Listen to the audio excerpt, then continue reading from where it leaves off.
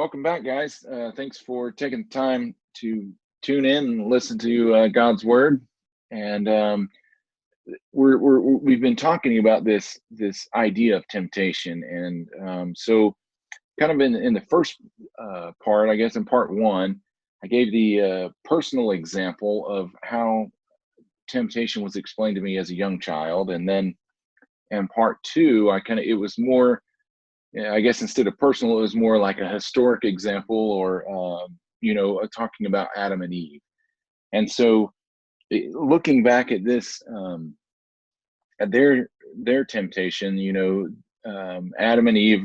Most of us are familiar with the story, um, and Eve partakes of the fruit, and therefore, um, gives the fruit to Adam. He eats, and so therefore all mankind is now we're all like, it's called the fall of man. So we basically disobeyed God. So in that story, one of the most interesting things, to me, is that it talks about that there are two trees, in the midst of the garden, and one of them is the tree of life, and then the other one is the tree of the knowledge of good and evil. And so God tells Adam, don't eat from this tree, because the day that you eat of it, you will die.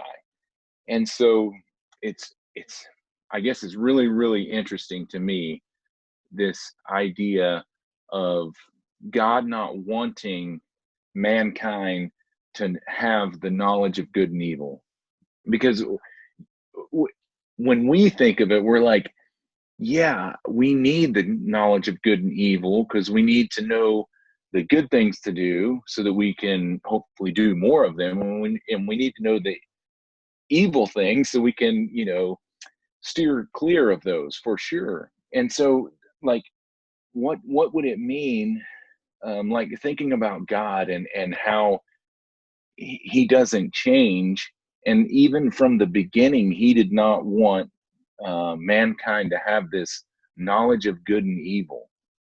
So that is just like, it's beyond my comprehension.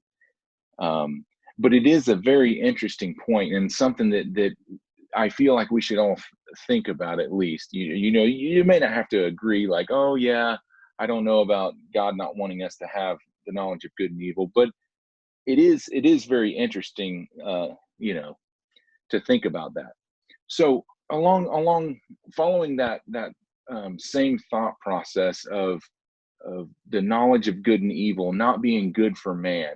So when we think about temptation, it so closely is aligned with this concept of doing good and doing evil, and that's where temptation comes in. And so, looking at the story of Adam and Eve, okay, so there was a demand or command put in place by God, and He says, don't eat from this tree. And then immediately, following that, we see temptation. And so, for me, one of the things is like, why didn't Satan tempt Eve to do something else? I mean, there's many evil things to do. Like, why didn't he tempt Eve to do something else other than partake of this tree, like eat from this tree of knowledge of good and evil? And so, like, looking back in history, you can see this, shift is as soon as a command from God, or some type of forbearance, where God says, don't do this.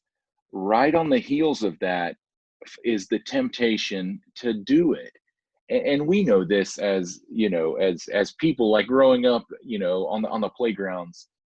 The best way to get someone to do something when you're a little kid is you tell them that they can't do it, and they're like, oh yeah, I can. So, and it just creates that, it stirs up that something within us, like, I'm going to do it now.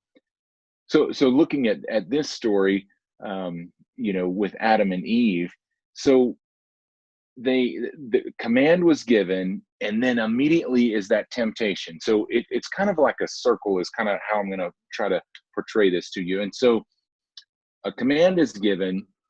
God says, don't do this. Then temptation comes in and gets you to do it.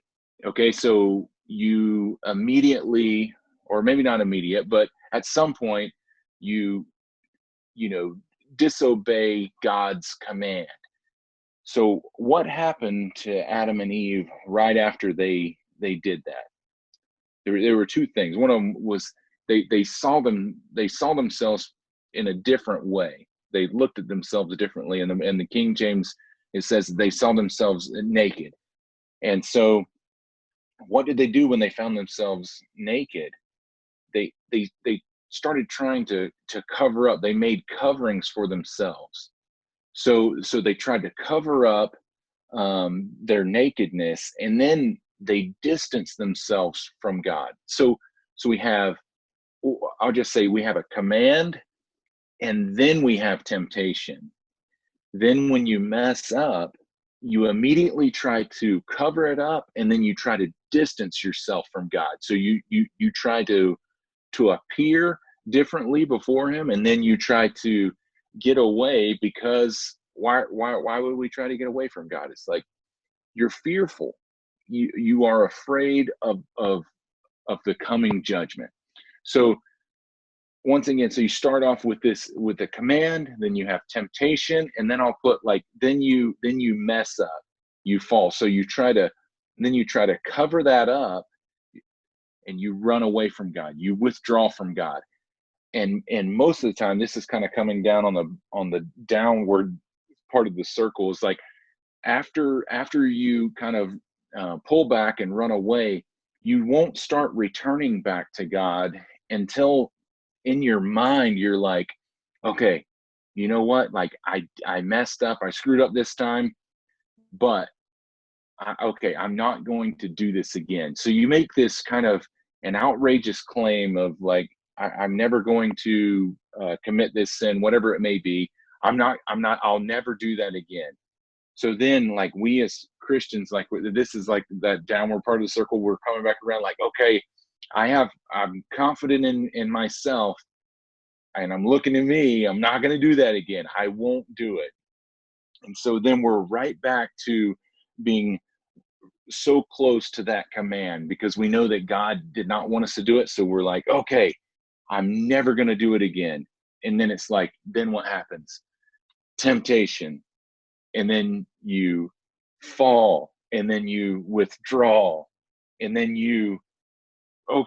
you look inside, you look to yourself, and you're like, okay, Jesus, I'm going to ask for forgiveness, and I messed up this time, but hey, I'm not going to do it again. Like, you withdraw, and then you finally like come, with your tail tucked between your legs, you come wandering back, and you're like, okay, God, I'm never going to do this again.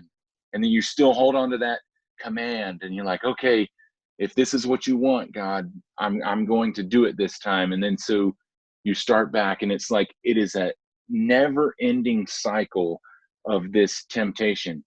And every time, like at that bottom half of that circle, every time we look to ourselves, and every time we have that confidence that, you know what, I'm going to do better this time. If you just give me another chance, I won't mess up. And so whenever you look to yourself, and whenever you look to your own effort to appease God or to please him, when you say, you know what, there's something that I can do that will make you happy.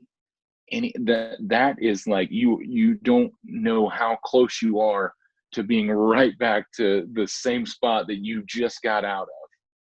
And so that's what I'm trying to get across in this video, is looking at the story of Adam and Eve from a historical standpoint. We can see how temptation works, and then more of like the ramifications, the things that follow that temptation, that covering up, that withdrawing, and then like, okay, now we're going to do better.